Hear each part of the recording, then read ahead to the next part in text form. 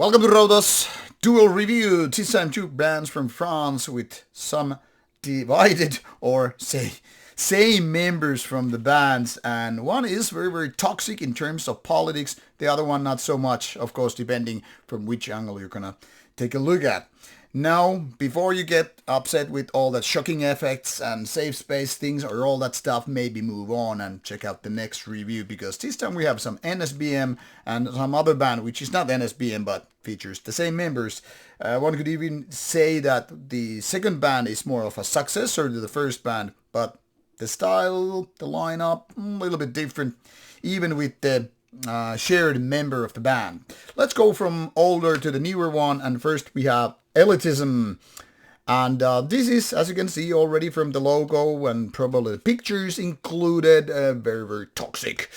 And it's NSBM for real. So if you're upset about politics in black metal or metal in the first place, not to mention this kind of politics, well, off you go. Personally, I'm not a fan of political metal at all, but when I listen to music, I'm just, hey, riffs that, riffs those. Meaning I don't hear politics when I'm listening to the music. Whether or not certain lyrics imply something, that's a different case, but this goes, or that goes beyond the scope of this review. So first I'm showing you these albums in question. This Elitism album has already been out since, if I remember correctly, 2021. So 3 years old, and the second album of this very band, or one-man project by this HGH. And goddamn, this is a confusing digipack to pack up. And then we have Spirit of War, the new band from the same member, but this time a full 4-member lineup. Spirit of War with the debut EP here, and this is the name, Eden et Holocauste. And this is 20 minutes EP versus the other being full album and all. And let's remove the jewel case. This is what you get in case you're buying the album. This is true Darker Than Black, so you could say both are from the non-family friendly labels. Then again, I don't know how black metal or extreme metal in any place should be exactly family friendly. So those who are now shocked with the content and politics and whatever with the given bands, maybe are in the wrong genre to begin it with. I'm not near here gatekeeping, nor should you, but if you want to do it, go do it. I don't frankly care. So, Elitism comes from France, Toulon, 2011. Topics, National Socialism, 2 albums and some demo material out. Featuring only one actual member, HGH, of various bands here, all instruments, vocals, blah blah blah, 2011, and no award. And the album is, pardon my French, I'm not really, this goes actually like a wordplay. You know how they say about pardon my French when you're actually swearing. Requiem pour un rasé mourante. Probably most horrible French pronunciation ever, but it is what it is. And this is 36 minutes of a full album, like I said, with only one man doing the music. Now we take a look of Spirit of War, also Toulon, but 2033. This is indeed 4-man band, which you probably already saw on the booklet, and having bass, drums, guitars, vocals. So HGH is here doing only vocals, and the rest of the guys have other bands they're known for, except the drummer. And this was also confirmed me by HGH, who sent these CDs for review. Thank you to him. And Eden et Holocauste is indeed an EP with only 20 minutes of music. Only and only. I mean, it's kind of a typical EP. So worth your money if you get it for EP price. So 5 songs and 20 minutes versus 8 songs and 36 minutes. Now, I'm not going to go too much into details how different these are musically, because the music is what we're focusing on, not the politics, not the lyrics or whatsoever.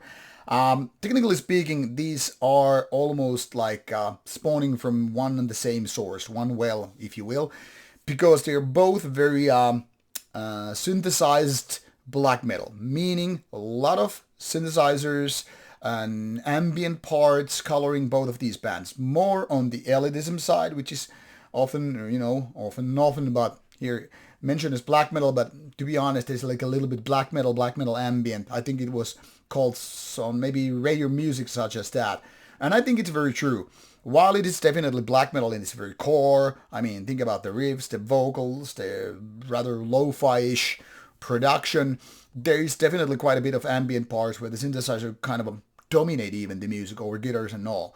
So, atmospheric black metal, let's put it in that box, because you're not getting here the next Marduk or Mayhem or the Dark Funerals or whatever. Not the rawest of black metal, not the most polished ones, but rather the atmospheric black metal with synthesizer and melodies. That with a French touch. But this is not the most Frenchy sounding black metal to begin with, because, I mean, if you really go very far from, very deep into the world of French black metal, I think you can go two ways. Either you go for the really raw stuff like Mutilation, Belquetre, and stuff like that, or then you go the overly melodic like Subnofera or whatever, like the kind of stuff where it gets these French melodies as opposed to, say, Swedish or Finnish sense of melody. And those which are overly melodic, kind of like so much your tooth start aching and all. Now, this isn't neither of those styles, but more in the melodic, but more on the atmospheric side of things. And that's exactly what is going on with Spirit of War too. Now, there are differences, obviously. And it's funny because Spirit of War kind of reeks, okay, this is going to be war black metal. I mean, at least based on the name and all. But in my opinion, this is actually very soft in terms of black metal. Maybe it's kind of natural for people coming from France to, being very romantic country in sense of language, and Paris, the capital city. But if you're looking for something super violent or super inhuman coming from the caverns and dungeons and all, you might be disappointed, because these are actually very, very approachable, musically anyway, if you just disregard politics, because there's a lot of kind of soothing melodies, and even if there's a faster tempo part, it's not really the Marduk or the Dark Funeral or any of that stuff. And then again, it has nothing to do with the more bestial nature of things either, whether or not you think about war. I mean, if you're now thinking of, so is it like Archgoat? No. Is it like blasphemy? No way. So I'm saying here, maybe in essence you might be thinking certain Burzum meets early Beherit kind of a thing. From Beherit you take the synths and the mid-tempo parts and think a little bit of Burzum, but you don't go as raw as Beherit. So I'm saying this is kind of a weird combo, because it's kind of a soft, and there are even uplifting moments with Spirit of War having those kind of happy sounding, uplifting moments with the keyboards. Some people are going to love them, but some people are going to say this is not extreme enough in the sense of music, in sense of black metal and all. So these are kind of like siblings, maybe different father or whatever, or different mother, I don't know. But it's like they have common DNA, and that goes beyond the vocal parts if you're thinking only that.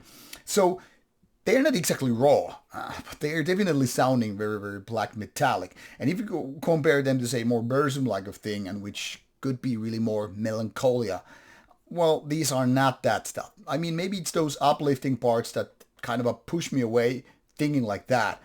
At the same time, there are parts that kind of go towards that, gravitating towards Burzum. So I don't know if my explanation really makes sense, because maybe you're thinking totally different bands when you're listening to these instead of what I'm thinking. But I hope I'm giving you some pointers what to consider when or when not you're thinking of listening to these albums, or album and EP.